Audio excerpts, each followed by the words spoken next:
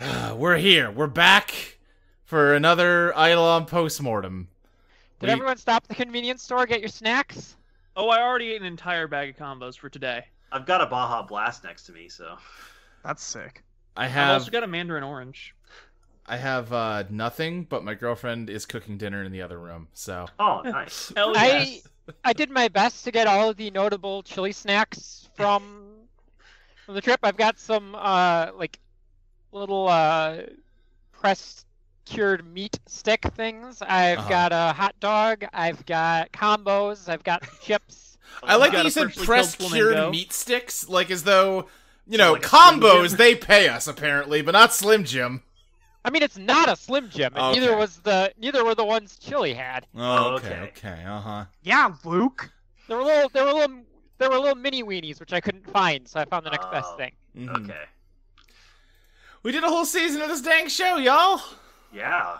Sure did. It's been a month and a half since we've talked to each other. Yeah. I mean, some of us. Some of us. Yeah, 3 of us have continued to record things with like a 1-week break, I think. I have to talk to Luke every fucking week. That's true. Rip. That's true. We have to talk about like your Every favorite TV show while me and Ashley are like, yeah, it's pretty good.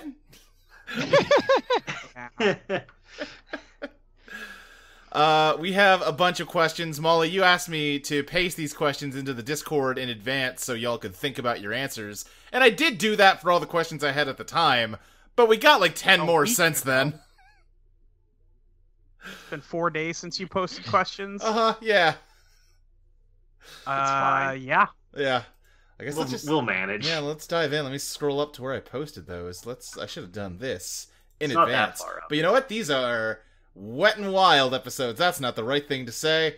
These are just loose and goose episode. Listen. These I'm not taking off my t-shirt, okay? Well, Listen, I was promised there would be no foul loose in this recording. If you've gone back on that, we've got a problem. Anyway, we've got an email from Pete Shaka who sent... no, these are not Pete Shaka's questions. I didn't check who this was. Sorry to whoever sent these in. Great start. We got a lot of questions. I'm sorry. I am a disorganized man. Anyway, question number 1. Who's each character's main on Smash Bros. If they play? Chris definitely mains Cloud and the recently released Sephiroth. Yeah. But I think he does like to dabble in the other sword characters as well. Every time a sword character comes out, he is the one person who is still happy about it. Yeah, you're really making me hate Chris now. Luke, I have a question. Yeah, first. what's up? So we've established that Sega's still making consoles in Eidolon. So is Sonic in Smash? Oh, I see what you're saying. I mean, at this point, he probably wasn't in, like, Brawl, but now they're branching out so much, probably. Sure. Yeah. In that case, yeah, Harvey would main Terry, but he would also do a lot of Sonic. I also have for some reason, I imagine Harvey as not playing any video game released after, like, the year 2000. I mean, Harvey definitely would have played Sonic Spinball. Like, I feel like Harvey is, like, he'll play Smash 64, and that is it. He plays Smash when he's over at somebody else's house, and he's like, man, there's so many characters here. This is fucked up. Right. He got the Nintendo Switch just because he wanted the free NES and SNES that come with Switch Online. Right. He already has the... Yeah, he owns a SNES. We saw him use it. Yeah, but now it's portable. He's so fucking stupid, bro. Chris is just constantly telling him, no, dude, I can just install an emulator on your phone. And Harvey's like, no, I don't want to, like, screw up my phone, you know? It's my life. Just let me rootkit it. Chili, if Chris taught Chili how to play... I called you Chili, Lexi. Lexi, if Chris taught Chili how to play Smash Brothers... What the... Hang on, there's somebody at my door. Yes? Hi, I can answer this one. Oh, great. Okay, Chili, if you were taught how to play Super Smash Brothers, who would you main? I like the guy who does a little sword thing. He's round, he's got wings. Oh, Meta Knight, yeah. Yeah, that's the only move I know how to do, though, so I just do that a lot. Just slapping the big red green A button with your paw. Yeah. Yeah. Okay. Molly, what about Virginia? Thinking like Lucina, maybe, Yeah, I can see that. or probably Zelda. Yeah. Yeah. Good. Zelda's my Dustin's actual main. Zelda's cool. Zelda actually, Zelda's fun. Zelda in Smash Brothers has a lot of Virginia energy, actually. Yeah. She does like a glass shield thing sometimes. Right. Oh yeah, wasn't even thinking about that. I'm Yeah, just like looking at this roster, like I don't play this fucking game. She also Virginia does is always summon- summoning a suit of armor. Yep, that's She will definitely be. she's definitely the character in the show who does that.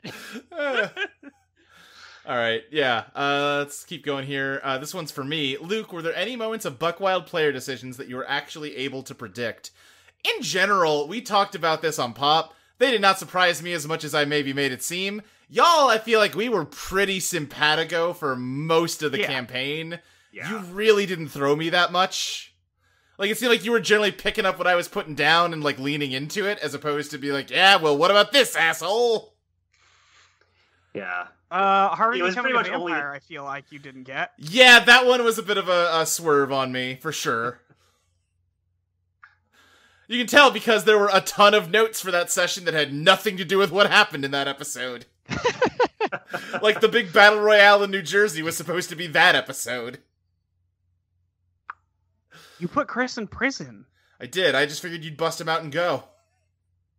Well, I mean, yeah, we but did it takes a while to bust eventually. somebody out of prison. That Yeah. turns out, yeah. Especially when we're going to bust somebody out of prison, you're like, no, actually, you're definitely gonna fight these other guys first. Yeah. True. That and the one that I feel like I should have predicted and didn't was I did not think y'all were gonna just go kill Michael Valentine. You really should have known. I thought you were just gonna be like, well, this sucks, let's go, let's get away from here. He was mind controlling Virginia. Yeah? And not in a fun way.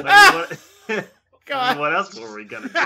There was perhaps some endgame exposition that could have gone a lot more smoothly if one of the main villains was around to deliver it. Well, that's unfortunate. Yeah, but fuck for that you. guy. Sure. Rip to him. Yeah, no, I'm glad he's a house now. I am also glad he's a house now, it just made for a clunky scene or two. I don't know, Luke. I feel like any clunkiness was definitely offset by the number of times we got to say, Michael, oh yeah, he's a house now. Oh, it was great. It was great.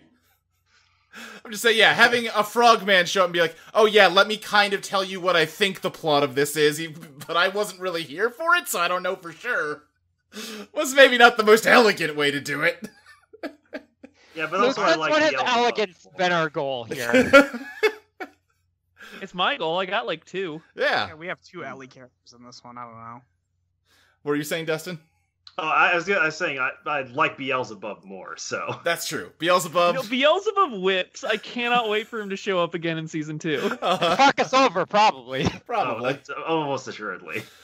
Let's see here. If one character from one team had been on the other team from the start of the campaign, who would have made things go off the rails even more? Who of you would have made Pop go even nuttier? It's gotta be Harvey, right? It's hard. See, to easy answer. I feel like Harvey would have just been more firepower, but wouldn't have actually made things go off the rails more. Yeah. I feel like That might be true. so this is going to be a weird answer because if it had happened, who knows if the same things would have even happened with her, but what if Virginia were there? And assuming Yeah. she still ended up being an angel, like Right. that's still what Oh, that's Luke That decided definitely to would do. have, made the dramatic arc of that a lot different. I was honestly thinking, because the thing is that, like, part of what made Pop go so far off the rails is Sloane being both self-centered enough at the start to, like, go do something fucked up for her own benefit, and also, like, rash enough to, like, do the, like, very big, like, straightforward move that ends up getting everybody in trouble. And also, Quentin's doing stuff. Listen, they all contributed. But I feel like most of the people in Rock are gonna be, like, smart enough to be like, well, I'm not doing that. That's obviously a bad idea. Yeah. I think maybe, though, not having any ill will, Chili might have just really wanted some food and gotten into some places of the estate that she wasn't supposed to be. I Chili can see was extremely eager to just, like, explore that place. Yeah, Chili would have Chili gotten wanted to one go of to those, like, Dinosaur Land egg and find a grapes can and of been like, fuck this, I'm finding the kitchen. Amazing. Would We were Chili only have so gotten a lucky. little bow tie? Oh, yeah. Man. Let's see. We got time to find more chili accessories. It's fine. When making your Eidolons, did y'all start with the power you wanted and find a song for it, or start with a song, album, or lyrics, or whatever to find a power for it? So, like, did you start with the Eidolon and then name it, or did you start with a song name and go from there? I sort of like kind of both. I knew I wanted to do an infiltrator, but beyond that, like the first thing I started with was the song. Like I knew I wanted to do either a My Chemical Romance song or a Splashdown song, and I ended up going with Splashdown's Iron Spy, and then from there just was like, okay, well, just thought about the name and the lyrics and came up with the power from there. Yeah. Up to days before our first recording, I still had no idea what I was going to do for an actual Eidolon. Like, I was thinking of songs I liked, because, like, I know a lot of rock songs, and it just was like, okay, that one I know has been in JoJo's. That one, I love the song, I don't know what I do with it, and just kind of bouncing stuff around, and nothing was fitting. And then it was a couple of nights before we recorded. Like, I was literally laying in bed trying to fall asleep when all of a sudden, like, the lyrics from Little Lies popped in my head, and I'm like, oh, wait, this was fucking perfect for an Eidolon. And, like, the entire thing came together in, like, seconds after that. Yeah, you, along with Zoe, are probably the most JoJo haters on this podcast, yet you have the most Iraqi-esque music taste. Yeah. I think for me, Harvey basically popped into my head fully formed. I was reading the book and I was like, oh, the Virtuoso would be fun. What would be good for that? Oh, it's like a pinball and I can fire it and I can be like the Mista and constantly get my ass kicked by my own stand. Which only happened once. Yeah, it didn't happen that much. And then I was like, okay, he's a dipshit. I know, he doesn't wear a shirt. He's got a cool jacket. And it just sort of, I bounced from one thing to the other, much the way a pinball bounces around the playfield. Uh-huh. And I did definitely know from the start that I wanted to do an OK Go song for my Eidolon, just because they're one of my favorite bands. Good so band. I was like, yeah, no, fuck it. Here it goes again. That sounds pinballish. Yeah. I definitely had the name first, because I think Only the Good Die Young is a great fucking name for something. Yeah, it's real It good. is. I think I had a power for that? No. Absolutely not. I didn't even know what it looked like until Luke asked me on the podcast. I mean, like, to be fair, in JoJo's, oftentimes the name of the stand does not make any sense for what power they have. So, Right, yeah. Yeah, sure. In general, we have way more logical names. That was the fucking joke with presidents of the United States, is that every one of their Eidolons was, like, obviously wrong in an easily fixable way. Yeah, I'm terrible at pre-planning characters. I am awful at it. I'm just staring at my extensive notes for season 2 on. Yeah. I won't get too into it. Oh, I mean, we've talked about it some. I have some stuff, but basically nothing. Right. I've got like 5 pages or some shit, and some of it might not even come up. I have the vibes. Yeah. The vibes are all you need. They'll take you. Damn, all this planning y'all are doing. Yeah, right? Meanwhile, I opened up a document to say Pop GM Notes 24 and have one sentence written into it so far. Sick. That's right. Let's see here. Will future seasons continue the split narrative or be consolidated to one? We answered this one on Pop. It's absolutely going back to being split. Jesus Christ. Yeah. Cool. Yeah.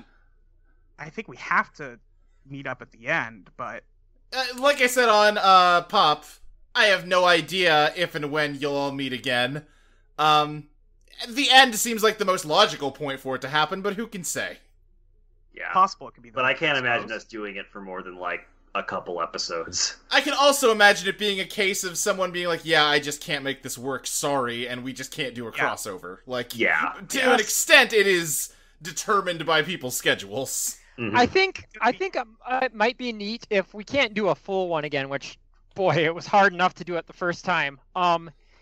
doing like a crossover that's just like some characters from one meet up with some characters from the other show could be fun. Yeah. Oh yeah, like swaps and party members. Right. Yeah, just for an episode. Yeah, who knows? Who even knows what season 2 is? Nobody, that's who. Let's see here. Then, these are the Pete Shaka questions. Number 1, seeing as Iron Spy never went berserk like other Eidolons, what might that have looked like? I had an Iron Spy Phantom fight written up.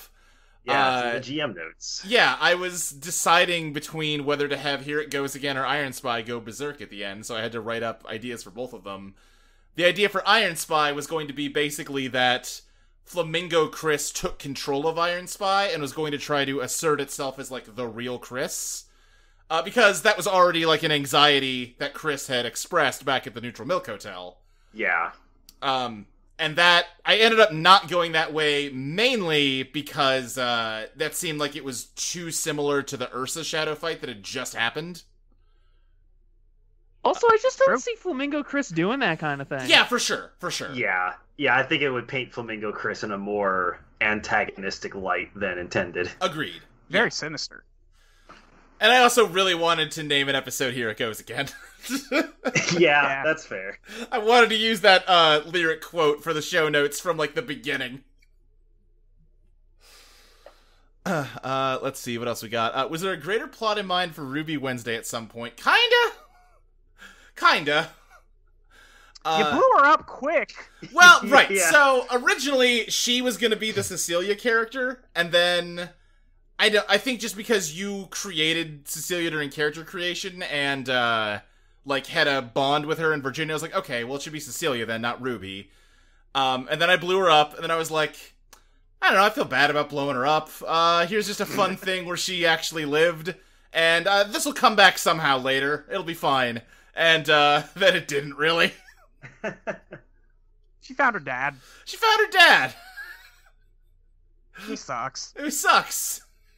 Lots of shitty dads. Yeah, in this that ended up podcast. kind of ending up being a theme of Rock. Is that Yeah, dads suck. yeah, all of us have shitty dads. Now, to be fair, Chili just didn't have a dad. Right. I love actually Rock. don't know much about Fox social structures. Immaculate Typically both parents will raise the young for the first like year or so, and then they all split off, basically. Okay. But Chili's backstory specifically is, for some reason, it was just her and her mom. No siblings and no dad around. Maybe something happened there. She honestly doesn't know. She was very small. I'm sure David Attenborough will let us know in a documentary about her. Aw. But yeah, basically I wanted it to end up coming to something, and it just sort of didn't. Originally, it was going to be a thing where if the pop group hadn't busted out of being tied up in the casino, she was the failsafe that she had like managed to rope in oh my god, I'm blanking on his name, pinball guy. Jack? Yeah, she managed to rope in Jack to helping her, and they break in at the same time and just happen to, like, help out. But then that wasn't necessary because they got out on their own, so I was like, I should give them some kind of capper. Alright, I'll just add this coda about her just being tired. Honestly, mood. Yeah. And then the world ended, so this time she's probably dead for real. Probably. Pour one out. Because if she has one character trait in this show, it's that she definitely stays dead when I kill her off.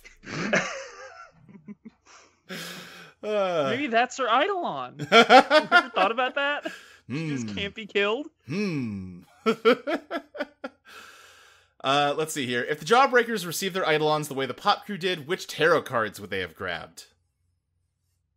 Yep. We kind of had internal discussions about this in the Discord. Yeah. I'm not very good at tarot meanings. Yeah. So Luke suggested one for me, and I agree with it. I think the best one for Chris would be Death. Yeah, I like Death. You know, it's change, it's evolution, and all that stuff. And that's definitely, maybe not at the start, but that's the arc Chris has for sure. Yes.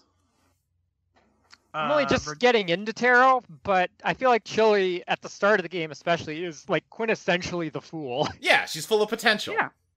Like, that card is all about leaving the comfort of your existing world to go into a new adventure, and that's literally her arc. Yeah. She's baby. She is baby. That's true. Virginia's is the moon. Yeah. I was thinking Harvey's was either the Wheel of Fortune or the Star. I think those both Luke, make I think you sense. said the Star fit. Yeah, Star was my poll just because when I hear Wheel of Fortune, I'm like, well, it's Lady Luck. No one else gets that one. But Wheel of Fortune does make sense for Harvey. She called dibs. No, Wheel of Fortune is Pat Sajak, please. Ugh.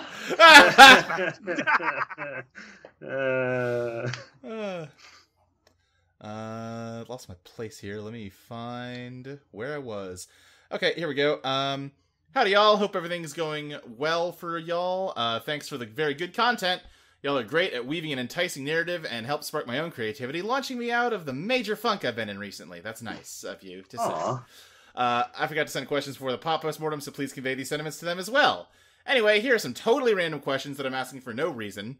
To the group, do any of the characters listen to podcasts? If so, which ones? As a side, do they make podcasts? We already know Harvey has at least one, but has he done any others? Has he convinced any of the others to guest, or does he just pay random college students every time?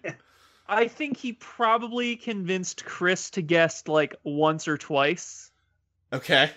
But I think mostly he's just on Craigslist like, listen, I will give you my crime money if you talk about pinball with me.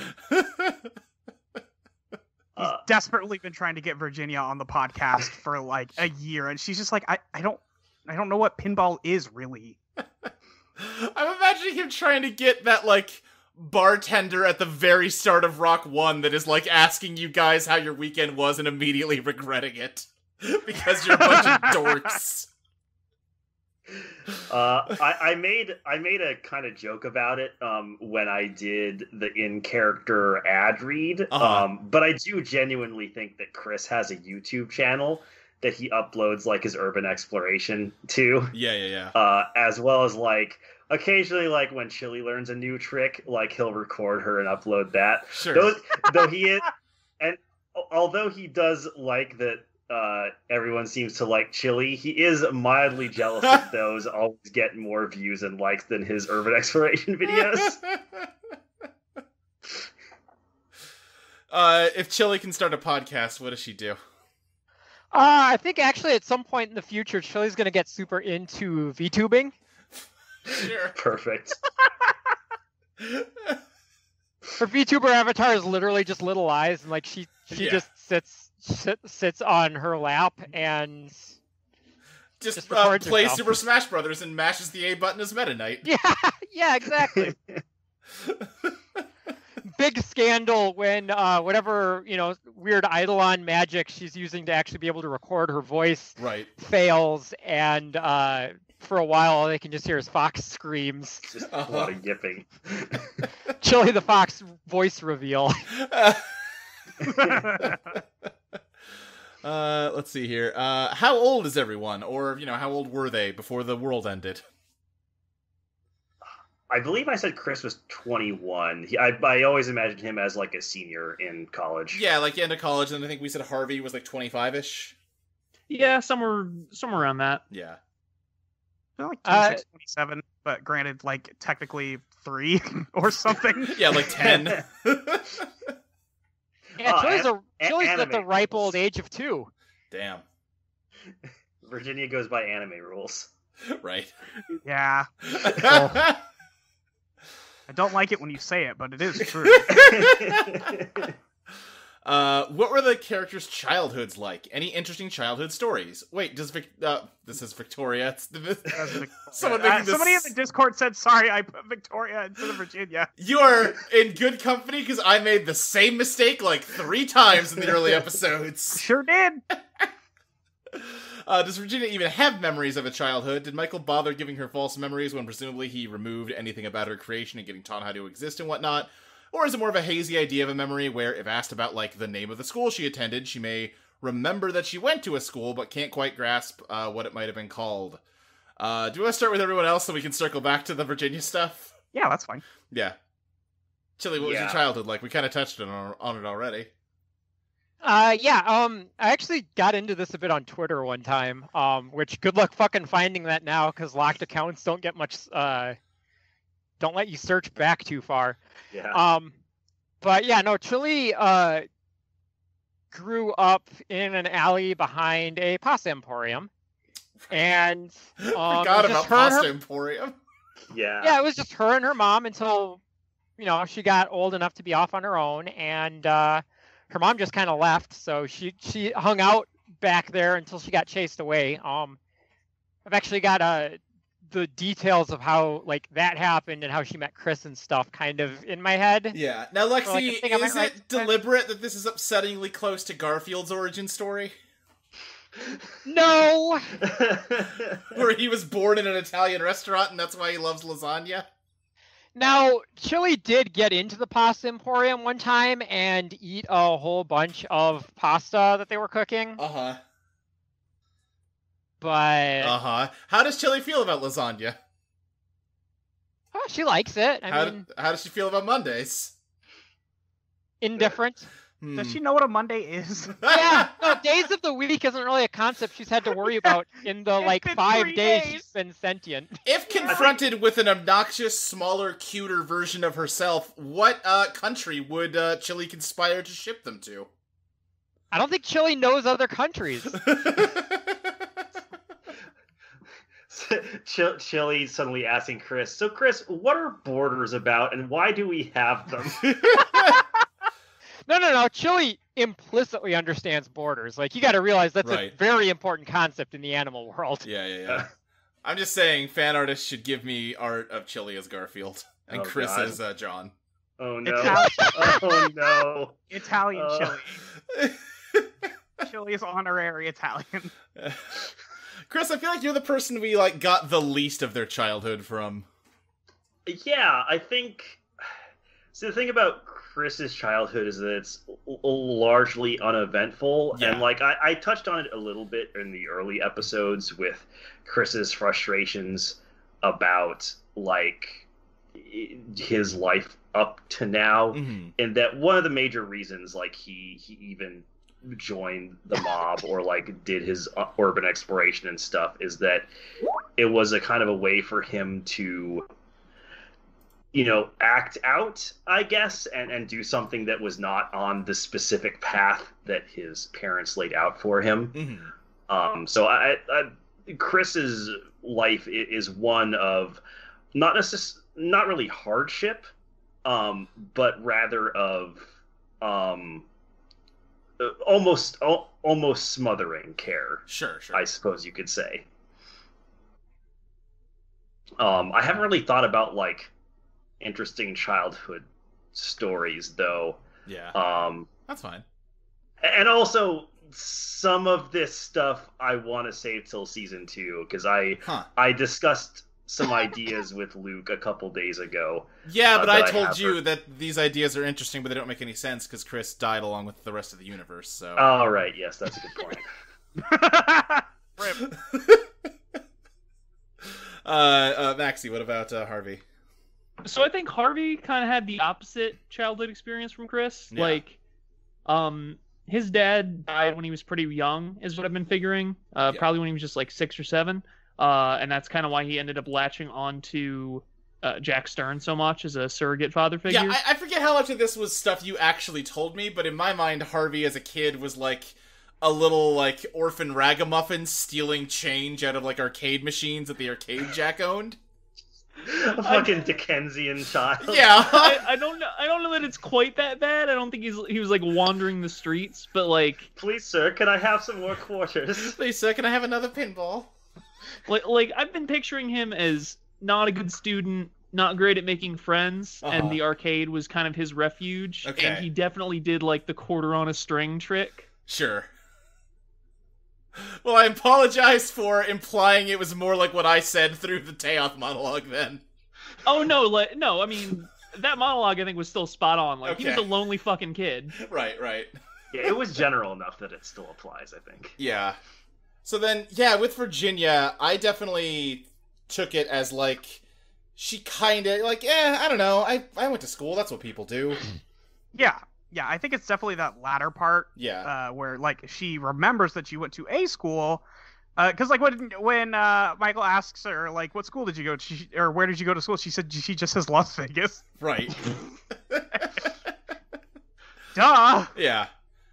Some real like self-inception kind of thing where you just kind of assume you had a childhood and your brain just fills in the blanks. Yeah. Yeah, I see it as like he basically wiped her like conscious memories of her time with him, and then she wakes up in her apartment in Vegas like a couple years before the show starts, and just kind of like fills in the gaps of like, well, I'm awake in here, so I guess this is my apartment. Yeah, it's my apartment, of course, and then just kind of goes from there. Makes sense.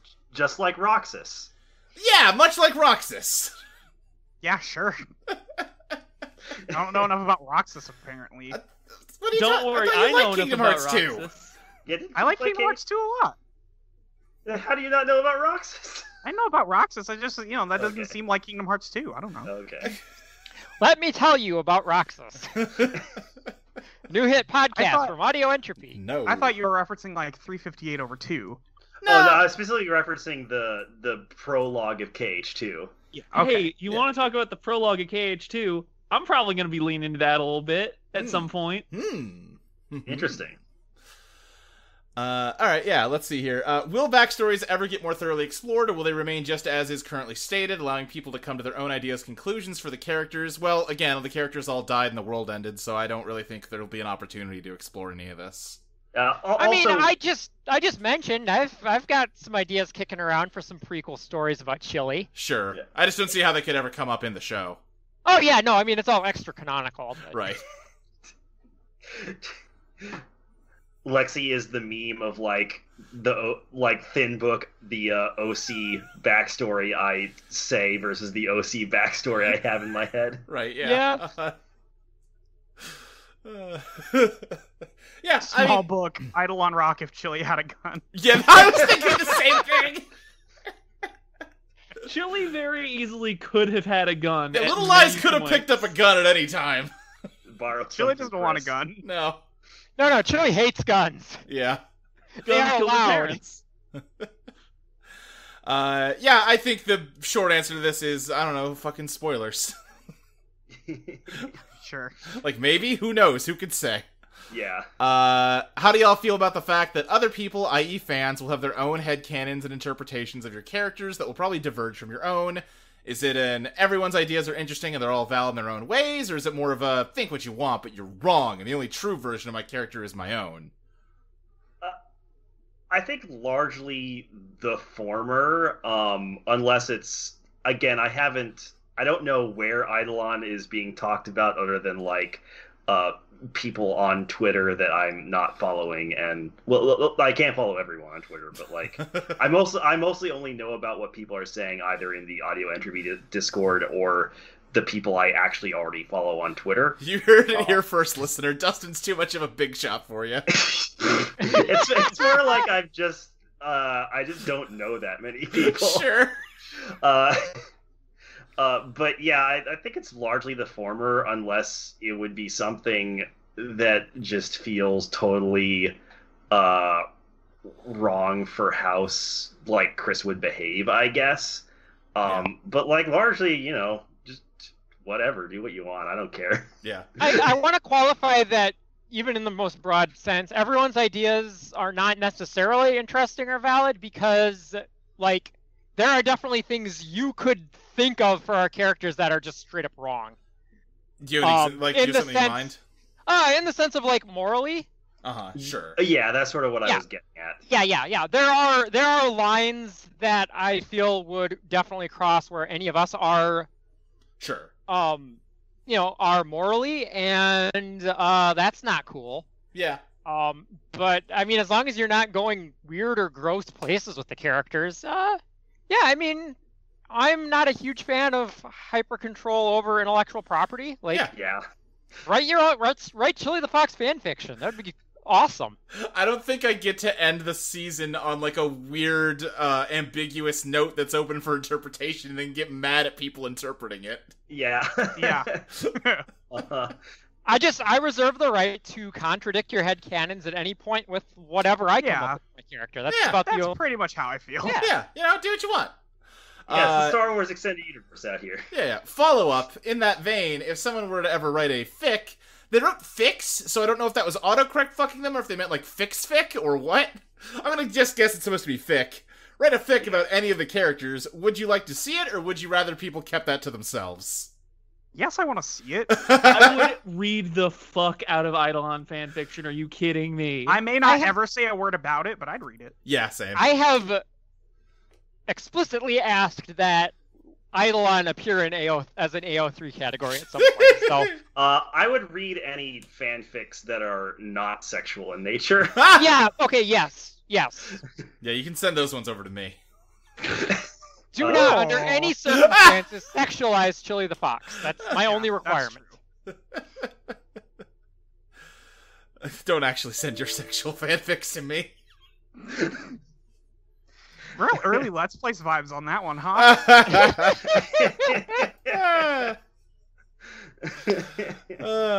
Anyway, I think that's... Oh, yeah, then these are questions for me. Did Max answer that question at all? Max, sorry.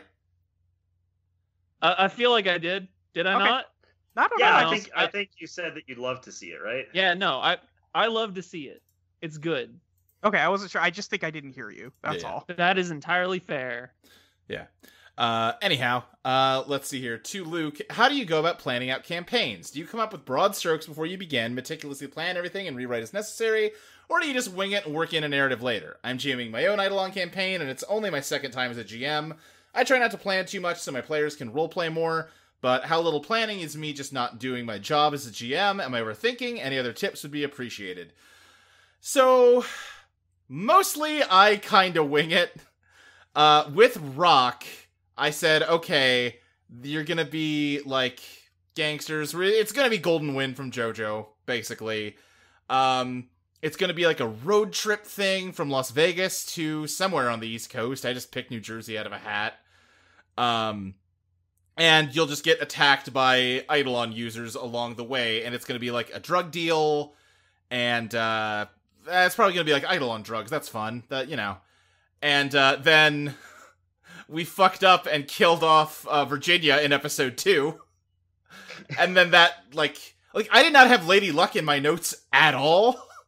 Like, in episode 1, when Molly rolled real well, I was like, wait, shit, fuck, I have to have a luck spirit. Yeah, I did that to torture you explicitly. Yeah, I don't know, like a sexy Las Vegas lounge singer lady shows up. That makes sense. That was all Lady Luck was at first. Didn't you literally fuck up and kill Virginia, too? Like, didn't you calculate her HP wrong? Yeah, she shouldn't have died. Yeah, I just thought it was more fun that she did. Yeah. Wait, was that the Bones fight, or was that the... That was the Bones fight, yeah. Okay, because I thought the time she died in the Houses in Motion fight was also a fuck up, because I think Virginia it was Harvey that should have died in this campaign. The Houses in Motion fuck up was a different fuck up where everyone was talking over each other and I misunderstood and thought someone, like, I gave somebody Yeah, you gave Virginia damage instead of Harvey. I told Virginia that she could, like, swerve to, like, hurt Harvey or herself, and they, like, lines got crossed, and Maxie thought I was talking to her and opted to hurt Virginia. It was just a mess. Okay. Through the magic of editing, though, it all sounds velvet smooth. Some would say it's our best episode. It's real good. I like it. Some have said this to me. I certainly think it's one of the best ones. Yeah, I'm a big fan of Houses in Motion. But yeah, like, I came up with just like a very rough skeleton and then just kind of painted it in as we went. Early on, I was looking at names of killer songs and saw one called "The Ballad of Michael Valentine." I was like, well, okay, that's Virginia's dad. I don't know how that works yet, but we'll figure it out. Yeah, I forgot I served that up to you. Yeah, And it just kind of started getting filled in episode by episode.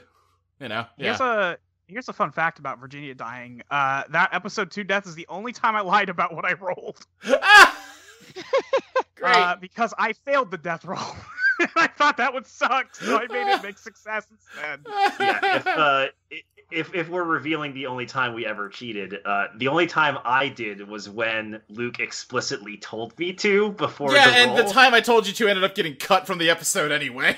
Yeah, so it never happened. Yeah, you've never cheated. I have never cheated once. I told you But should good have point. cheated when you failed the everything fades roll on the Bass Pro Pyramid. Yeah, I probably should have. I mean, that's a great I have episode, never so cheated, like... and I never will cheat. Yeah, good for you. Yeah, like, Lady Luck was not ever intended to be a major character. Like, if you go back and listen to episode 2, I'm pretty sure she says, like, bring the briefcase to us, because she was just supposed to be, like, one of a gaggle of Undertow spirits, and they just wanted the Eidolon drugs back because they belonged in the Undertow at that point. And then over time, I fleshed her out more and figured out who she was and what she wanted.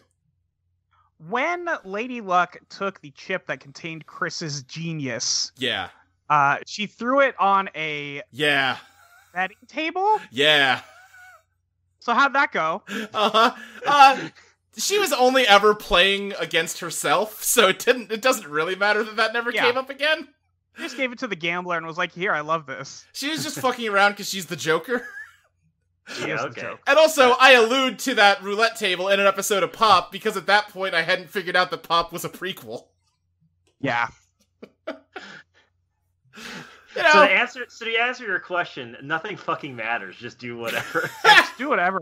listen, yeah, this is a, like, very improv-heavy kind of storytelling. You're gonna have, like, plot cul-de-sacs and stuff sometimes. It's unavoidable. Let's see here. As a more lighthearted question, what were everyone's favorite moments that came from an unexpected dice result? For me, it was when I got a partial success on bringing Sabrina to the fight with Michael Valentine. Uh-huh. I don't know if that was wholly unexpected, because I didn't have high genius, Right. but like I was into it. I was into Harvey getting real excited and then having to wait and getting shot in the gut. Yeah. I don't know if I really had an unexpected dice roll. Yeah, I'm trying to think what dice rolls. Chris succeeding at, like, becoming the internet at the end was pretty good. Yeah, that was that ruled. Yeah, I don't really remember dice rolls that much, so... Yeah, I'm blanking.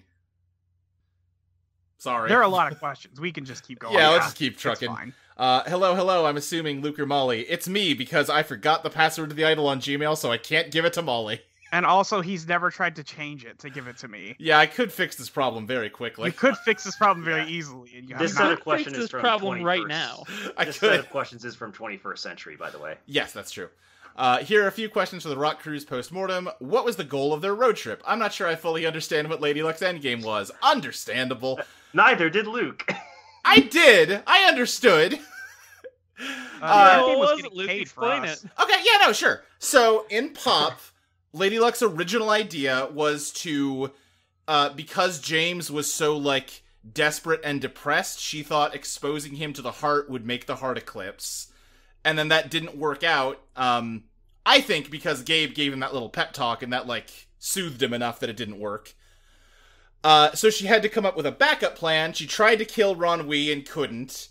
And then she just started fishing through the room of death and happened to land on Virginia and be like, oh hey, you have access to, like, Eidolon drugs. Bring them to New Jersey so I can slip them into the Undertow, inject Ron with his own blood, and make him solid enough to murder him. And that'll kill the heart. Yeah, that would do it. That would do it. And, you know, as Teoth pointed out, she could have done it so much easier. She could have just tapped on it, really. Yeah, but she's Yeah. the Joker, so she could Ultimately, the end game, or the goal of our road trip and Lady Luck's end game was fuck with us a bunch and have fun. Yeah. Uh-huh. You would think that Teoth would know that Lady Luck is the Joker at this point, but you know, You The know. thing is, Listen, Teoth's there's been a stuck in a difference Teoth's been stuck in a like thing on glass since the idea of the Joker was invented by humanity's That's consciousness. true. That's true, So- that's true. Yeah. No other alien planet ever invented the Joker.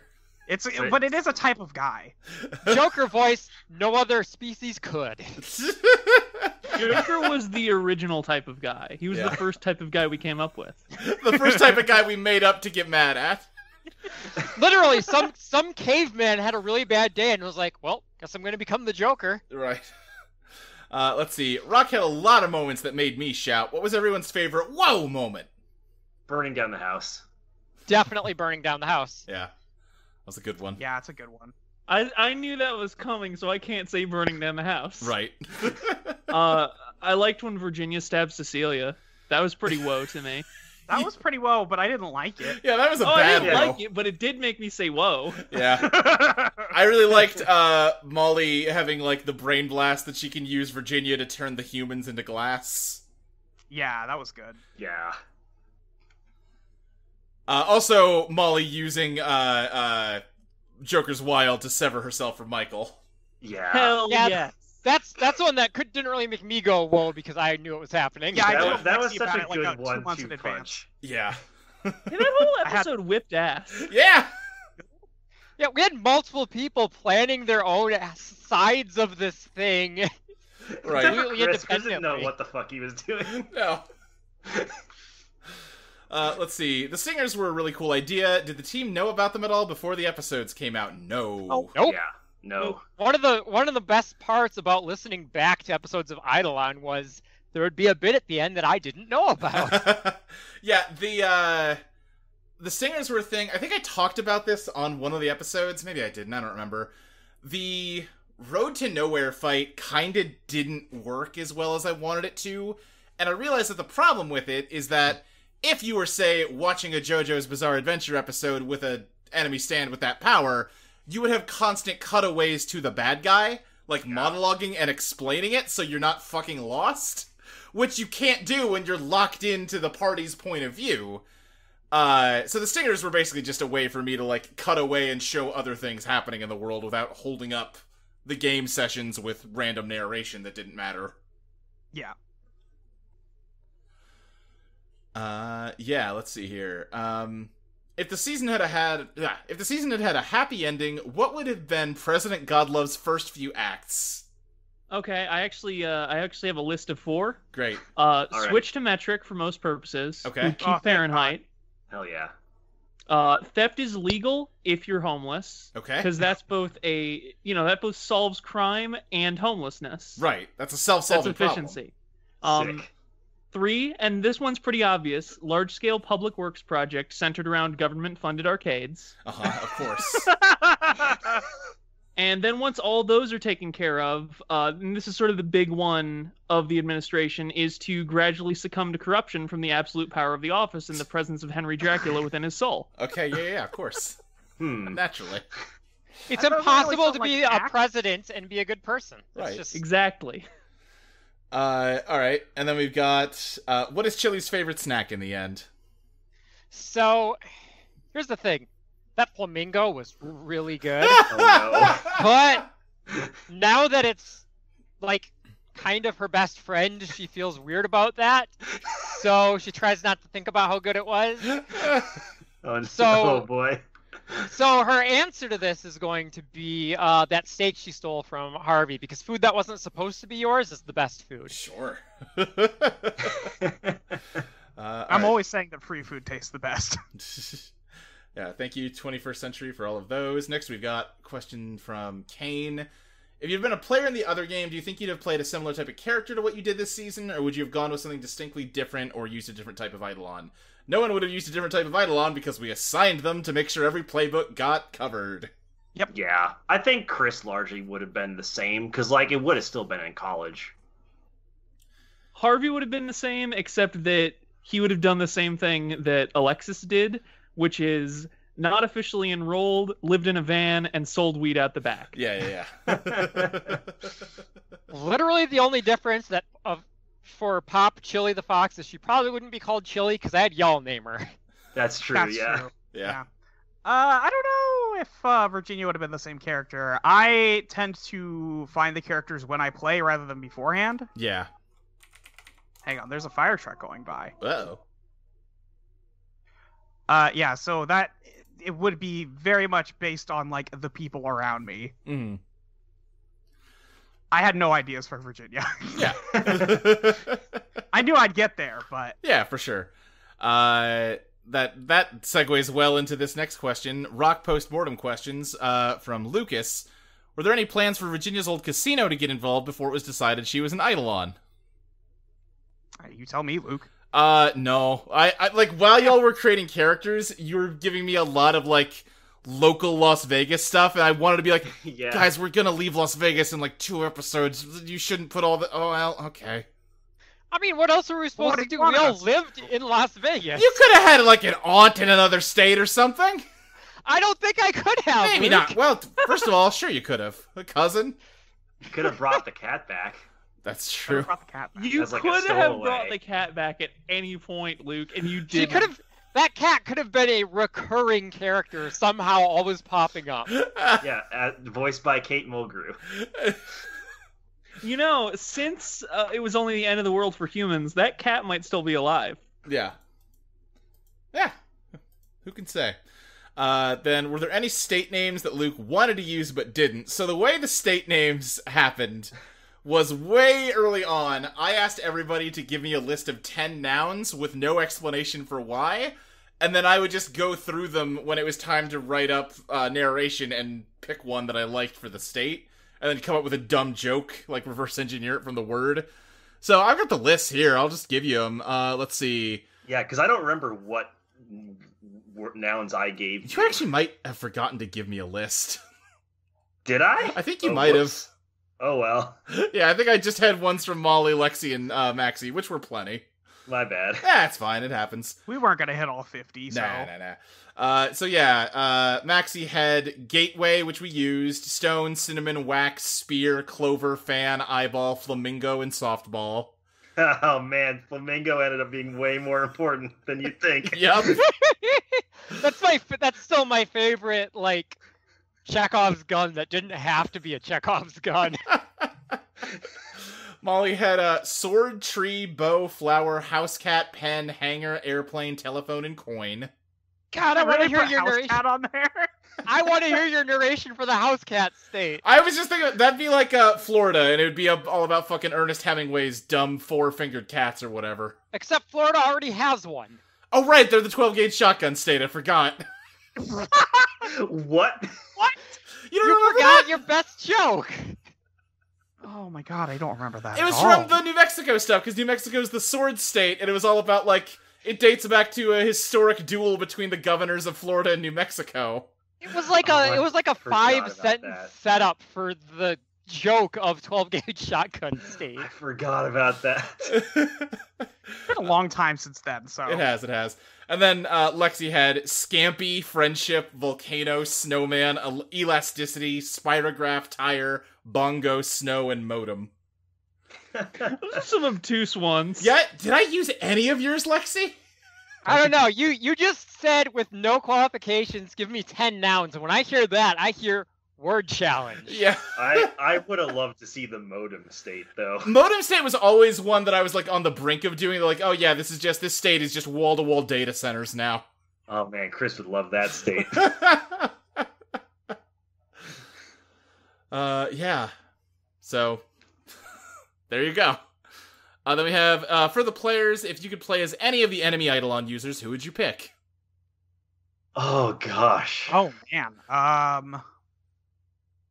Surprised Miss this feel like wasn't... I Atomic could get- Bomb's so cool. Yeah, I thought I was just assuming I was gonna get 4 Miss Atomic Bombs immediately. Well, I don't. because I think fun. Molly would be the best at playing Miss Atomic Bomb is the thing. That's probably true. I guess we're never going to find out because all the killers are dead too. I probably would have played as Neon Tiger, actually. Yeah. Because Neon Tiger's,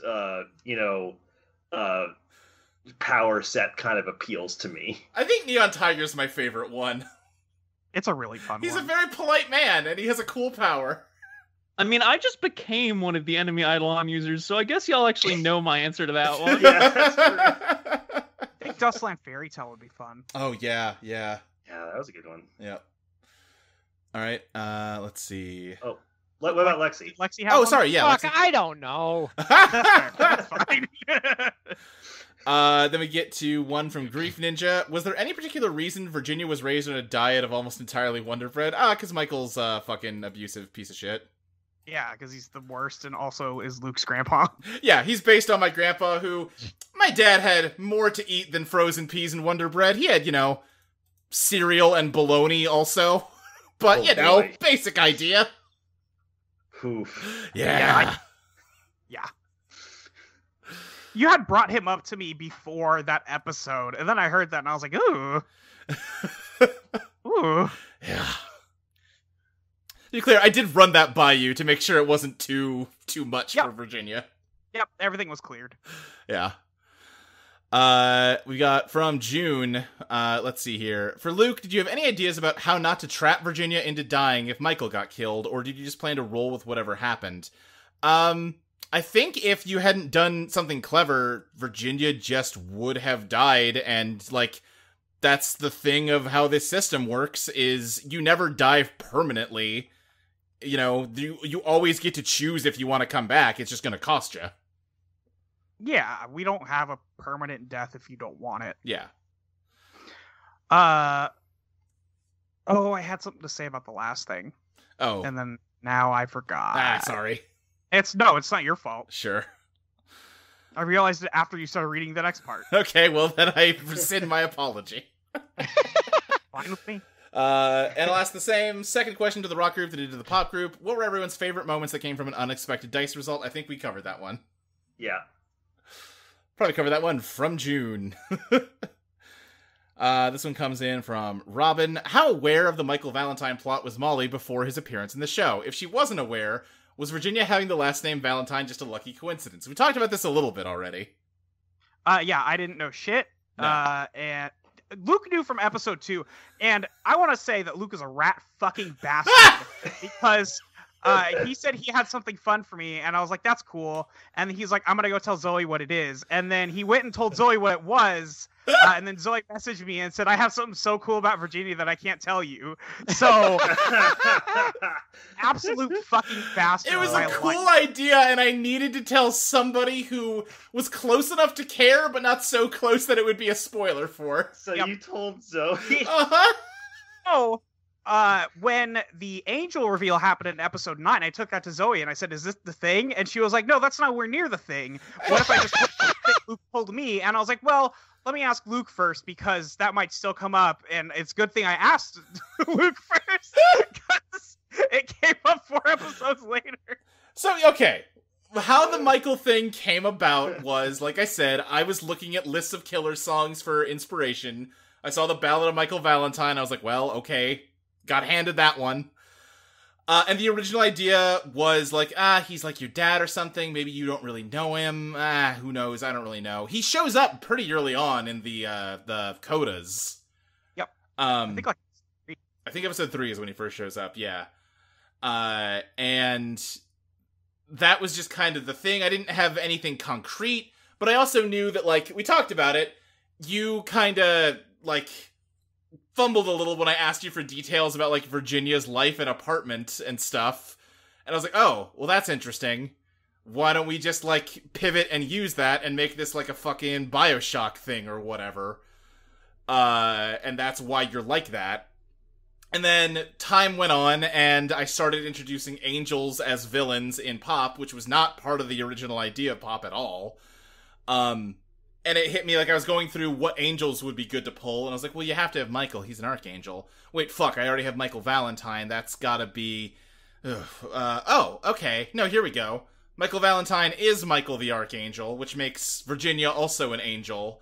And then I started giving all the angels 2 names. The name of an angel and the name of a saint, so that Michael Valentine fit the naming scheme.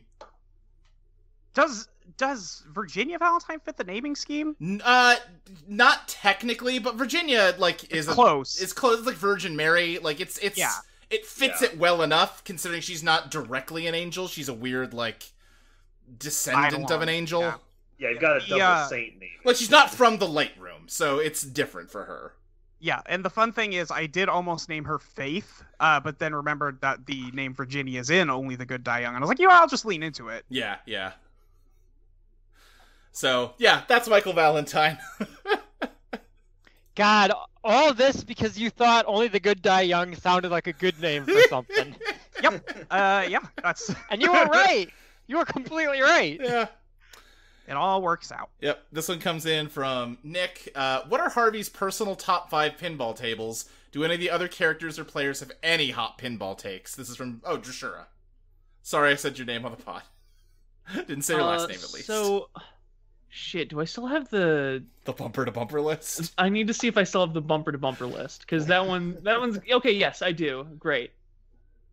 So canonically, his single favorite table is Dr. Dude and his Excellent Ray, which is also he was a major source of his ideals of masculinity. Okay, let's say. Okay. Did you say Dr. Dude and his Major Ray? No, his Excellent Ray. Excellent Ray. Okay. I can read the description of it. I'm I looking want at a that picture more than of it. anything. Terminally uncool Ben A. Glitch developed an incredible treatment that turned him into the suave and skillful Dr. Dude. Now you can follow in his footsteps by attaining a magnetic personality, the heart of rock and roll, and the gift of gab, and become a super dude yourself. Oh my god, Holy this shit. character design is fucking incredible. Yeah. This is like a rejected Burger King Kids Club member. Somebody link this to me, please. Anyway, yeah, that's something I didn't mention with Harvey's backstory, and I can't remember whether it came up on Bumper to Bumper, but yeah, he modeled his ideals of masculinity primarily on Dr. Dude and Fonzie. Yeah, this all makes sense to me. Yeah. Incredible. So yeah, that one, Black Knight 2000. Holy He used to be a fuck. big fan of Dracula's This is Grand so Tour much. 2008. I know, right? But obviously, he ended up pretty disillusioned with President Dracula by the end there. Sure. So, Yeah. But now he gets to live with him. Well, was going to live with him. Yeah. They were briefly head roommates. Yeah. Dr. Dude is a fucking Harvey TF doctor. oh, I hate that. Don't say it like that. Harveyfication.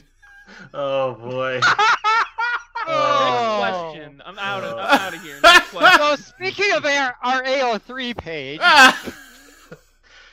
Oh, wait, hold on. I skipped one. This one comes in from Kat. What's one really cool Eidolon power that wouldn't be good for a podcast or tabletop RPG? I feel like I had something for this at one point, but it is not coming to me now. My gut is that if you do it right, basically any of them can work as an NPC Eidolon. I've struggled to think of a power that you couldn't give an NPC. Swear to God, months ago I thought of something that would be really cool visually, but I could not think of a way to transfer it to audio. That's I true. cannot Stuff that would remember what it look cool but doesn't sound good that'd be rough. was. Or would require so much like description of action or visuals that it Yeah. just would be clunky. Yeah. That's true. Yeah, fucking King Crimson would be frustrating to do in an audio yeah. format. Yeah, definitely. They have a hard time conveying him in a visual format. I honestly never got what people have trouble with King Crimson. King Crimson makes sense to me. I'm not saying this to brag. It makes sense to me too, but I definitely had to reread the chapter where he explains his power once or twice Y'all before got- I really got it. Your brain weirdos. It also helps a lot. You gotta remember, Maxie, for a long time, the only way anyone could read Vento Arreo in English was a like, really bad fan translation. yeah, so that's gonna make it hard. Seeing it animated makes it way easier to understand, because you can just see it in motion and get it more intuitively. Yeah. I Yeah. quit that season before I could do that. That's fair. I have no idea what you're talking about. Well, he can simply erase moments of time. Oh, okay. Well, that makes perfect It's sense. like if you shoot him with a gun, the bullet hole will be in the wall behind him, but he won't have a gunshot wound, basically. Yeah, because he erased the moment in time where the bullet hit him. Oh, okay, sure. Yeah. He has a whole little villain monologue about how everybody has good days and bad days, except me, because I erase all the bad days. Damn, I wish that was me. Right? Anyway, Damn, I would not have a lot of life left. for Oh. for player characters, I think any Eidolon that is very static is really hard to do. You could make Superfly in the Eidolon rules. It would be real. You're really putting your GM in a hard position if you try, though. I mean, yeah, I mean, you made Cecilia, Yeah. have fortune teller, and even as an NPC, that got kinda, tricky to lug around. Right. Oh, poor Cecilia. It also really wasn't all that useful, let's be honest here. No. Seeing as Cecilia is probably one of the only human beings to survive the end of the world, I really hope things go better for her in the future. Yeah. I hope she's making out with Sabrina somewhere. Hell yes. Yeah. You know, and I hope that maybe when they put her Eidolon back together, it weighs less. They can make a little version of it. Yeah. They should just take the fortune teller out of the machine and she can just have a little puppet friend. Right. Put it in an app. Ooh, ventriloquism. Alright, yeah. Let's move up here. These are from Madeline. Hello, so I have some questions this time instead of just kind words. Oh, Madeline also wrote us a very nice message that I'm not going to read out on this podcast because we're not that vain, but it was very nice and Yeah, we'd all thank you like so to much. hear it. You don't need to answer all these if you're short on time. We got time. Maxie, what sort of information did you have about people's characters when you made their theme songs? So that varied to some extent. It was pretty much whatever Luke and the player in question were able to give me. Yeah, I would rope someone else into a Discord with me and Maxie and just be like, hey, what do you want your character's theme to sound like? Yeah, I can read off the description that I gave Maxie, actually. Yeah, if you got it handy. Yeah, so I'll just read off verbatim what I said in the chat. So I was initially thinking some sort of chiptune or electronica thing, but now that doesn't really seem quite right. Instead, I've been leaning towards, like, what if someone made a vaporwave song for an anime opening theme? Yeah, I like to imagine that Chris likes to use vaporwave as background music for his urban exploration videos, since it sounds simultaneously chipper and melancholic in a nostalgic sort of way, which fits Chris's own feelings about the areas he explores. And I think his ideal of what a hero should be is based off shonen protagonists, since they never give up and have a bunch of friends who love them. Yeah. I remember there was one in particular that I enjoyed, which was talking to you and Mike about James's theme. And I remember we were talking about potential arc stuff, loosening up and finding a new purpose, and also possibly being evil. Yeah, Mike was toying with the idea of James going full villain mode for a long stretch of the podcast. This is Makes really funny to me in retrospect because they did say it might be me being paranoid, but I worry that I'm turning the game into everyone else dealing with James's problems ad nauseum. And Pop is just sort of everybody dealing with everybody's problems ad nauseum, except for Alexis, who's weirdly the most together of any of them. I feel like. Yeah. Together's a strong word. Despite being the most Joker. Alexis is able to just weather that storm because she's already the Joker. Everybody else was in the process of becoming the Joker to some extent or another. But yeah, so it was pretty much just talking to Luke and the player in question and figuring it out. And I'm glad that people feel like I did a good job with those. Yeah, you did. You did an incredible job. Yeah, they were very good. We gave you nonsense instructions, and you knocked it out of the park every fucking time. I gave you nothing! I gave you nothing, so I give you no... What did Molly give me? Jack shit! I think it would be hard to find that, actually, because me and you and Luke's DM got longer than that. Well, we have two separate DM logs. Do we really? Somehow. Yeah. I didn't think Discord did that. Yeah, Molly, my gut except I wanted a piano. Yeah, my gut says something kind of light, has a kind of twinkly sound. I did a draft with a guitar, you weren't feeling it. I decided to go with piano and a different guitar sample, kind of put the guitar in the background. And that got me there. Yeah. It's good. I like Virginia's theme a lot, although it is impossible to put it in the show. It is maybe not tonally consistent with the rest of the show, even though it's a good song. Even when I want to put this in somewhere, I'm like, fuck, I can't find anywhere to do this. It's really the Virginia turns into a cat theme. Yeah, That's what I use it for. I was honestly surprised by how well Chris's theme worked and showed up as background music. Yeah, Chris's theme works really well in a lot of different situations, because like you were saying, it hits a lot of different moods. Meanwhile, Harvey's theme is just we're doing some bullshit. Yeah. I do think James' theme came out as the best one on the James' track. theme is so fucking good. Yeah, It I have helps to listen. time Yeah, after that's because villain songs fucking whip. Hey, I got some good news about season 2. Oh yeah. I don't want to gas myself up too much. I don't want to like overhype this. Oh, I'll do it for you. The songs you've made for season 2 so far fucking rule. Hell yes. I'm still like very impressed by the names of the tracks. Yeah. Like there's so many good ones in there. That's all 100% Maxi. Yeah. One of my favorites is still Jesus Christ. There's a bear on the floor. I think I've told this story before, but that entirely came about from me going like, I can't think of a fucking casino thing for Right. Ursa. What if I just did a fucking Family Guy ass goof?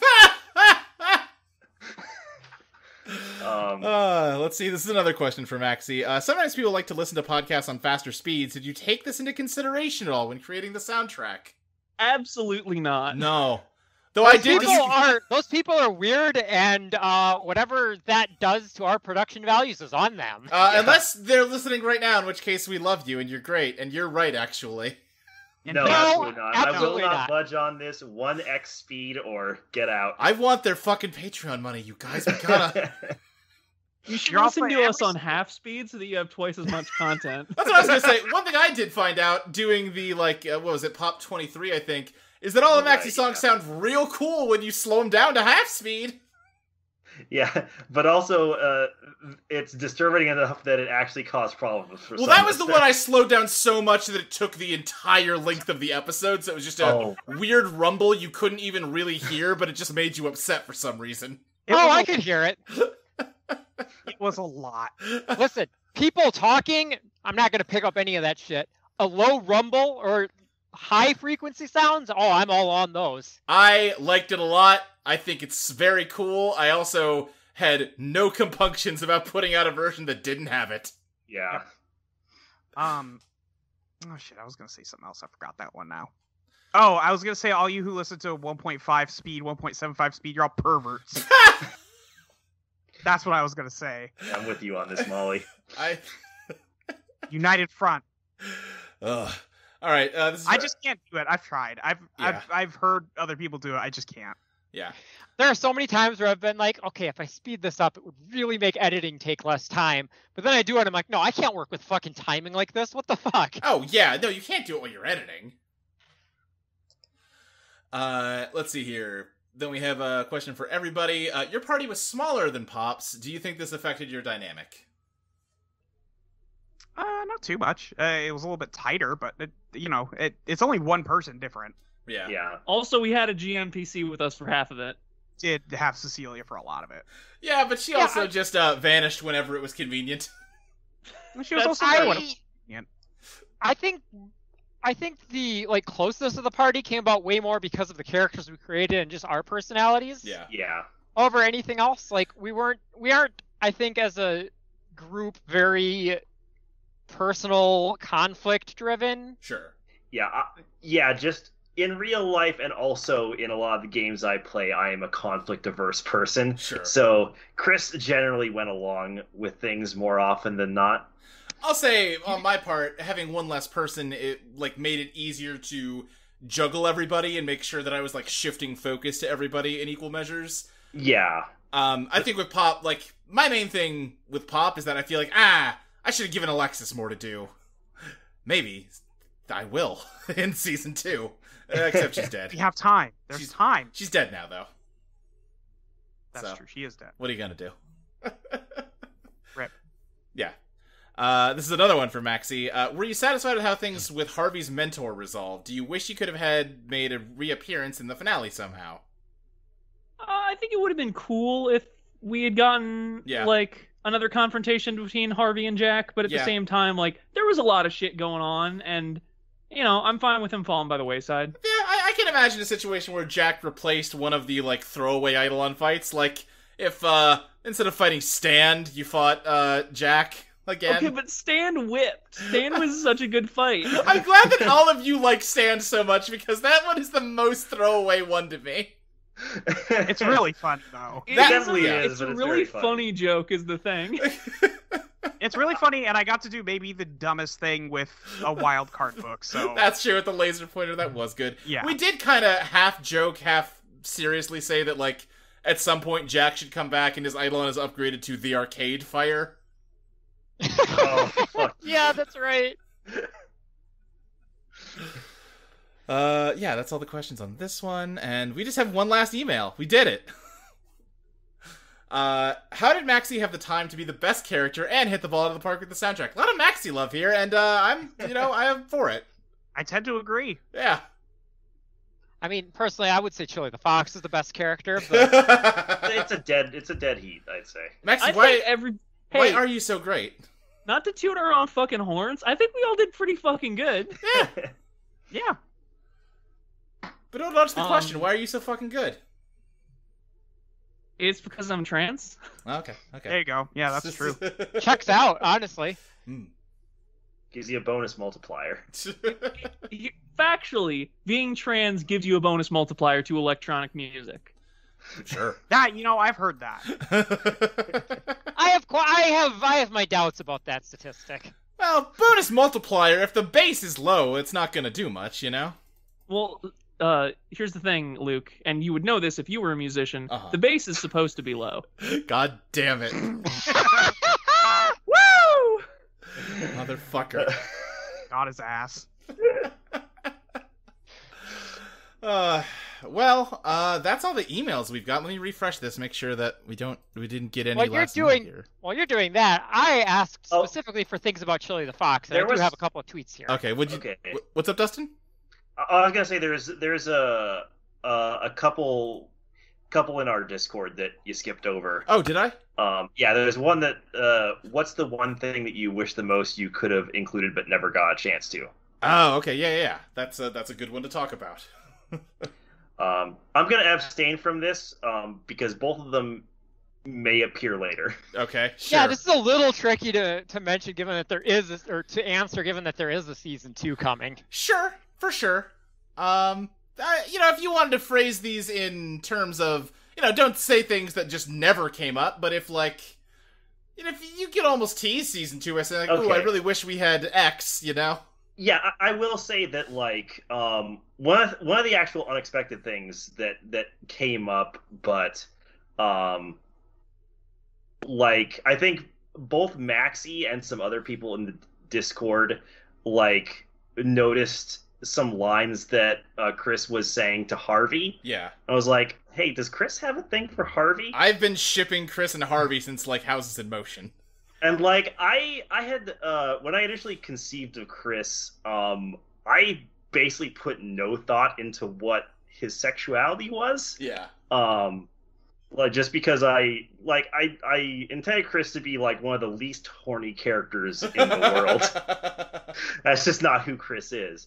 But when I saw that, I was like, oh yeah, that kind of makes sense actually. We didn't. I didn't end up exploring that with Maxie just because I wasn't.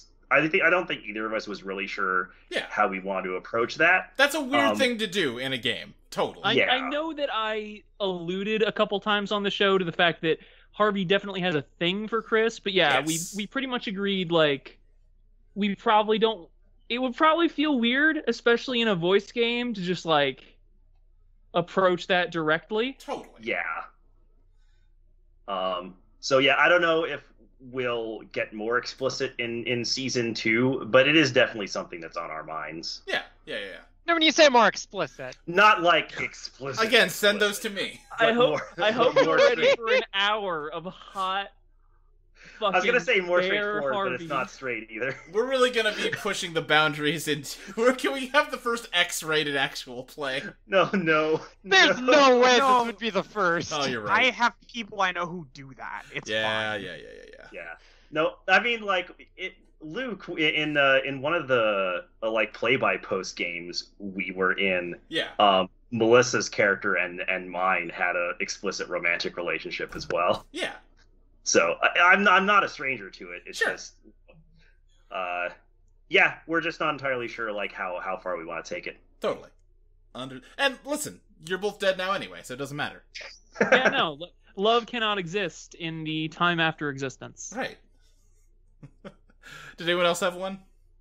I really, really want an episode to have a subplot in which Chili got baby back ribs, and then something happened to them, and her entire focus for the rest of the episode was tracking down her baby back ribs. I'm so glad you never got that. She wants her baby back I ribs! get it. Like a Chili's commercial. Yeah. Molly or Maxie, did you have one? Sorry, what was the question again? Just like, is there anything you really wish we could have gotten around to doing on the show that we didn't? Not really. I'm pretty happy with how things went. Yeah. Yeah, I feel like I hit everything I wanted to hit for Harvey. Yeah. For me, I think it's mostly stuff like I would have liked it if some subplots had like gotten a little bit of a nicer bow on them. We talked about stuff with Ruby, it was kind of scattershot, or like Jenny just gets away and like it never comes up again. Oh Yeah. yeah, you had that little teaser of where, because of my little lies rolls or whatever, she thought that I was on their side. Right. We never got to do anything with that, which Never is a saw little Jenny disappointing. again. Now, Luke, you say Jenny got away. She got away for like a day and a half. Well, sure.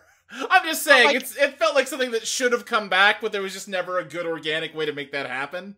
Yeah. After that episode came out and the stinger hit, I was like thinking about ways I could potentially leverage that, like tricking somebody into thinking I was a double agent. Right. Because yeah, even like the whole idea of, well, now the nation's police are after you. Okay, but you immediately teleported halfway across the country, and like they're not gonna think to look for you there, because why would they think you could teleport? Yep. And then Yeah. we got pardoned, so it was all okay. Yeah.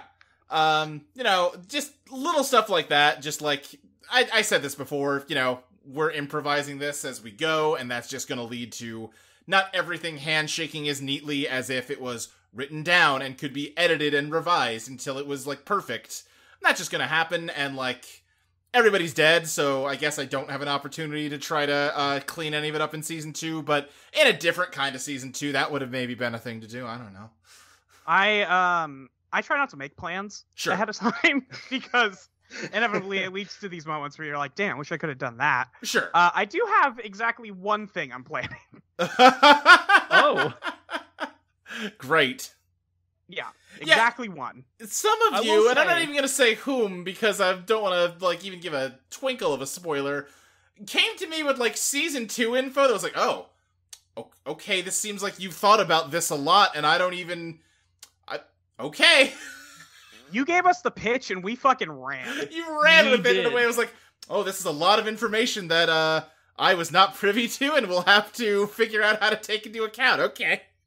Listen, I think we can at least go as far as saying, when Luke told me the premise for Season 2, I immediately went, oh, Harvey needs to eat the president then. Sure. And I do remember we discussed in advance the sort of the end goal that led to Harvey eating the president. We If that definitely... makes, like, the fact that you conclusion- did the that, I was like, consequence led okay, to the I see where you're cause. going with this. I didn't necessarily plan Yeah. for you to do it then, but like I knew what the idea was, Yeah.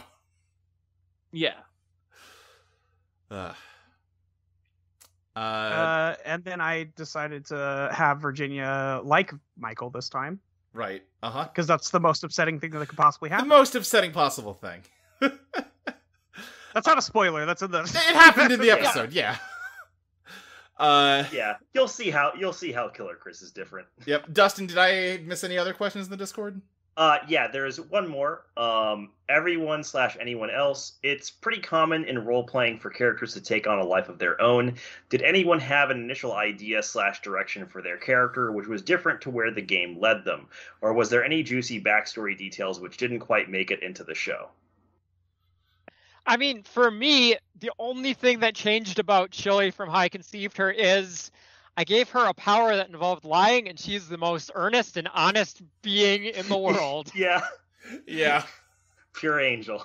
Uh-huh. Harvey ended up gayer than I thought. but I probably should have expected that. You really should have. I think Chris mostly ended up.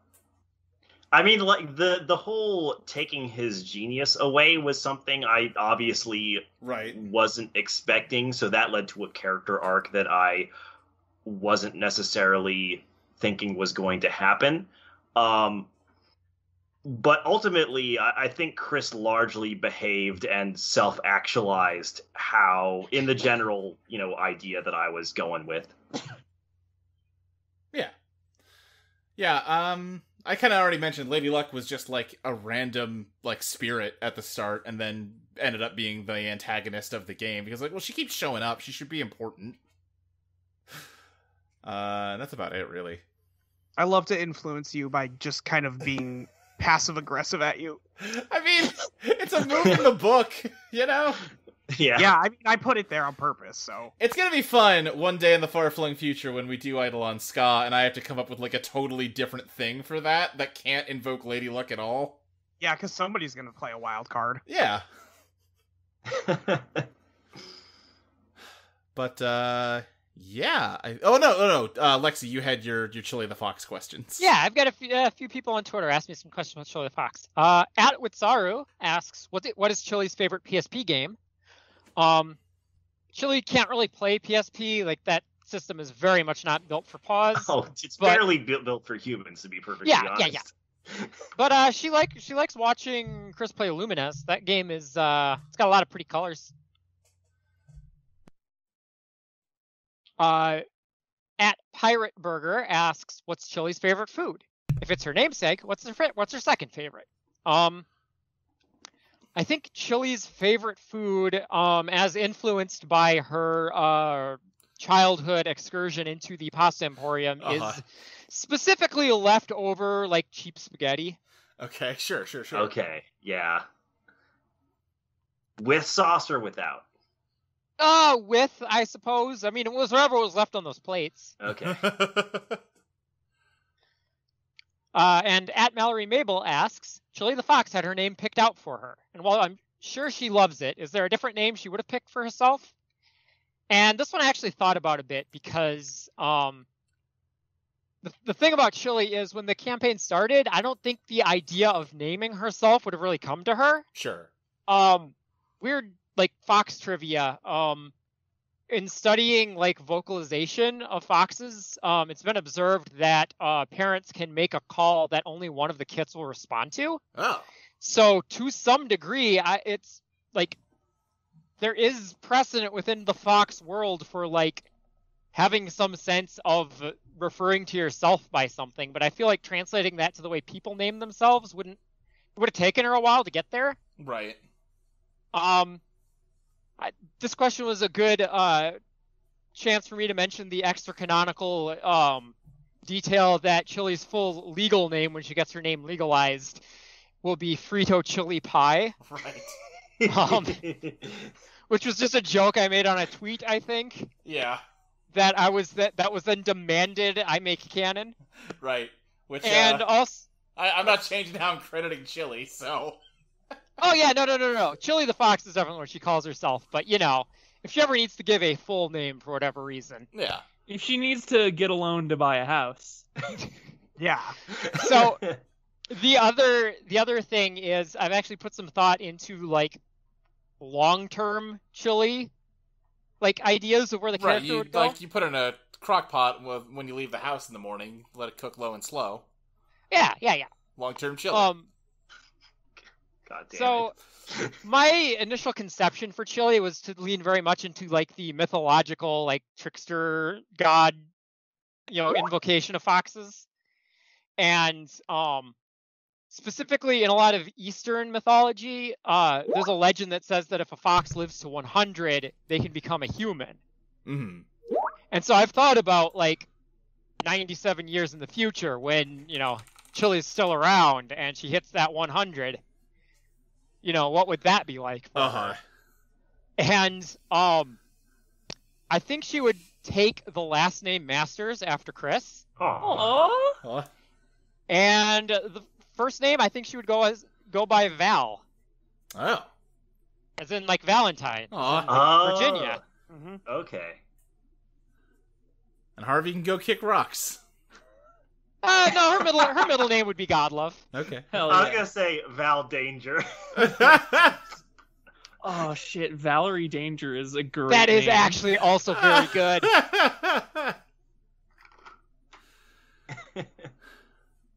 All right. Yeah, those are my chili questions. Okay, I think that means we've covered everything. Does anyone have any like closing thoughts before we get a move on here? I have a why do we closing have to wait thing 2 I'd like to weeks? mention. Well, sure. Yeah, sorry, we yes. will get to the announcements, Maxie. But yeah, just like Okay. Yeah. What were you saying, Molly? I said, why do I have to wait 2 weeks to play my game again? Because I have to record the season 2 of Pop first. Why will I Bastard. have to wait like a month to talk about it? Yeah. Yeah, the new recording schedule means that after we record an episode, it takes a month for it to come out, which is going Honestly, that's not that Good different from torture. other Rock episodes. Yeah, y'all had to wait like 2 or 3 weeks. It's really a big shakeup for the Pop team. Who, for Good, various let him reasons... suffer for a bit. Yeah, they had a bigger turnaround in season 1 for most of it than y'all did. But yeah, I don't know. For all the, like, we talked a little bit about some of the wonkiness with the story, but I still think we made something extremely cool. I love these characters. I love this world. And I love all of you. Yeah, this was Aw. really, really fun. I Yeah. had a Again- wonderful time. It has been a privilege and a pleasure, and I'm really excited to do it for another year. Yeah. This is, because, like, the upside to, like, telling a story this way is that, like I said, we were pretty much in sync for all of the campaign, whereas, like, me and Pop had to, like, kind of, like, find each other a little bit more. But, like, I would plan out a scene, and I'm like, okay, I have this, like, in my head, this is great, like, yeah, this is cool, and, like, there's a world where I could go, like, write that story or whatever, but playing it out with y'all, like, for me, the big example of this is everything with the Bass Pro Pyramid, and just the personality y'all brought to every moment of that, and, like, injecting God, it that with was such a good arc. your own, like, character in a way that, like, yeah, this is a better story than I could tell by myself. Like, and this is tabletop gaming, baby. This, like, 3-episode stretch is just, like, everything I love about doing this, and y'all did an incredible job, and, I think we all did a really great job in a really shitty year, and it was nice to have something that was, like, brought a lot of joy to my life in a year that, like, it was real easy to just spend entire days staring at news and getting upset. Yeah, and also it was just nice to be role playing with Luke again, because like, I started like I initially role played with you when when I was a sophomore in college, Yeah. just joining the forums that we were both on, and Right, I right. sort of came into like the middle of a campaign that was already going on, like Yeah. a play by post. And yeah, we have yeah, I've been doing this for a while, but there was a big chunk of time where I just wasn't in any role playing games Yeah. with you or really anyone, any of our mutual friends. It was nice to do this again. Yeah. Yeah. Absolutely. Yeah, this is our third game running Yes. together. Yeah. It's going This pretty is good. my first, but it's been good, so. I just love that I'm in a situation where I can just type Chili the Fox on Twitter and get like 12 likes from people. You deserve 12 dozen likes. The number of times I have just tweeted Virginia Valentine on a locked account. Yeah. So many pie crews were made. Yeah. So many Pie Crews. Oh. Thank you, Pie Crew. Also, Pie crew? thank Pie you, crew? thank you. I assumed I it's mean, Pick Brew because you make picks with it. Yeah. makes sense. Yeah. Also, thank you so much to the Pop Crew said this as well, but I want to say it as well. Thank you to all the people who have made just really wonderful art. It's always a joy to see that. I flip the fuck out every time I see any fan art.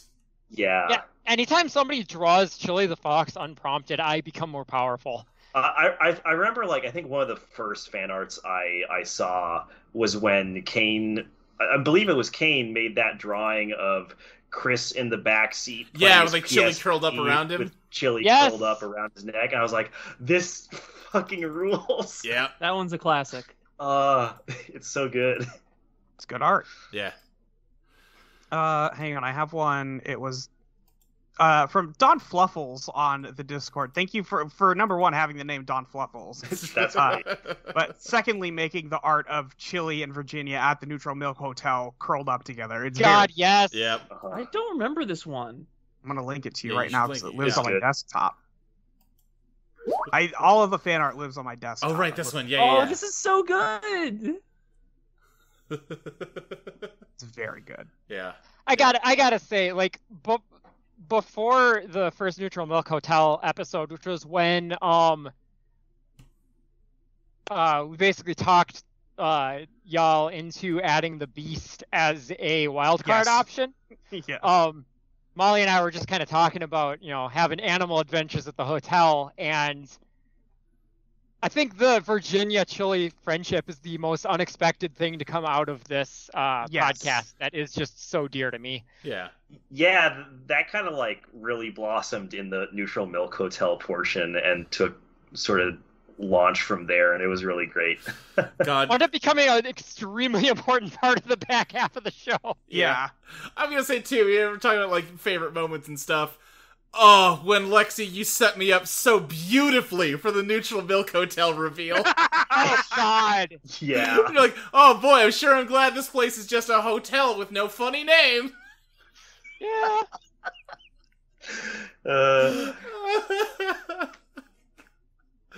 Anyway, yeah, we're starting to run a little long here, and we have other things to record today, so we should probably get going. Let's talk about the other things we have to record today, Luke. Yeah, so Season 2 of Eidolon Playtest is coming back with Eidolon Pop on April 19th. 19th. It's the 19th. I was listening. I was like, none of you have a calendar? Calendars are for nerds. April 19th, and it's the 15th when you're listening to this. But we're not taking a month off. Vaxie, do you want to say what we're doing in that month? So, in addition to being on Eidolon Playtest and doing the soundtrack for Eidolon Playtest last year, I also ended up co-writing a tabletop RPG system of my own with another friend who's not on the show. Yes. And the way this came about was one day Vay was like, "Man, I've always wanted to run a game that's like directly drawing from old JRPGs, like Chrono Trigger, classic Final Fantasy, that kind of thing. Yeah, yeah. Never found a good system for it." And I was like, well, what if we just made one?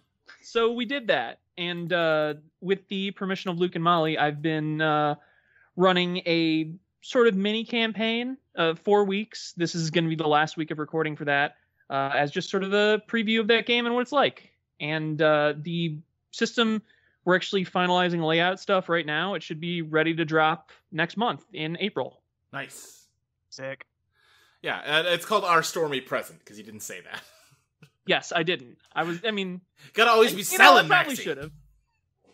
Anyway, yes, we are going to be posting for the next 4 weeks episodes that Our Stormy Present mini campaign thing. Yeah, and it's, Maxie's GMing it, and me, Lexi, Fabi, and Mike are playing. So, it's been real goofy and fun. It is very tonally different from how Eidolon usually is. How much of your typical gremlin energy did you bring to your character, Luke? I am playing, do you have the character sheet? I can never remember my character's full name, because Yeah, it's so long. Because, like, Luke has been a GM for a lot of this stuff, but if you're not familiar with his style as a player, he can get just as rambunctious as any of the I players deserve at Pop everything can. bad that, like, happens to me as a result of GMing. Yeah, 100%. You have thrown Well, yeah, that I've got it, out Maxie. I've got it. Let's see here. sometimes. I am playing a character. Archetype is the heir. Yeah, I'm the heir, And, which means I am like, I belong to like the ruling dynasty, but I've like forsaken it to become like a good guy. And my character's name is Puddleroy Whippleberry Doomlord III. Yeah, okay.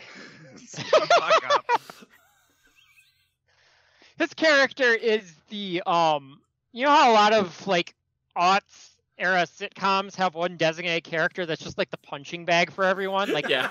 inexplicably, everyone hates them and shits on them constantly. For It's pretty Pomeroy. Yeah. explicable. No. Pomeroy deserves it, but also, like, we rip into him so hard. But yeah, it's very lighthearted and goofy, and I've had a good time doing it. And in like 20 minutes, we got to go record the finale of that, so we should go. Uh-huh. But yeah, thanks so much for listening to this whole first season. We sure hope you will stick around for season 2. It's gonna be good. Even though all the characters are definitely dead and never coming back. You know, when you keep saying that. Well, it's just very obviously true. Like, the world ended. Luke, Whatever. very All the characters are dead and never coming back. Sure has a lot of people asking questions answered by my shirt. Right. It sure has a lot of people asking questions brought up by the end of the last episode. Yeah, it's gonna be just a totally new story about like Henry Day Eastman and I guess a different guy named Chris and a different girl named Virginia. Yeah. Valentine Day. Thank Yeah. you. Sorry, Lexi, that we're cutting you from the show, so you don't have anyone to play now. You know what? I get it. Like, how do you reprise Chili the Fox? Yeah. That's so true. How do you follow How that are up? you You gonna beat can't. that? Anyway, yeah, you can find us at audioentropy.com as well as patreon.com/Eidolon Playtest, where you can subscribe to get a whole bunch of benefits. I'm not going to list them out here because I want to go eat. But, yeah, rate and review us on iTunes or Spotify or wherever you can do that. Yeah, I don't know, you can follow us on Twitter. You can follow Molly at Your Friend Molly. You can technically try to follow Lexi at Tabletop Gamera, but she's locked, so good luck. You can follow Very exclusive club. You can follow Maxie at Maxie Satan. You can follow you can follow Dustin at Stilts the GM. You can follow me, Luke, at SSJ Speed Racer. And, yeah, we'll see you next week. I mean, I won't. Well, sure. The show will see you next week. That's true. All right. I mean... A show related to Eidolon Playtest and with several of the same people involved. We'll see you next week. Yes. I just don't think shows can see things. All right, we don't have time to debate this. I'm leaving. Bye!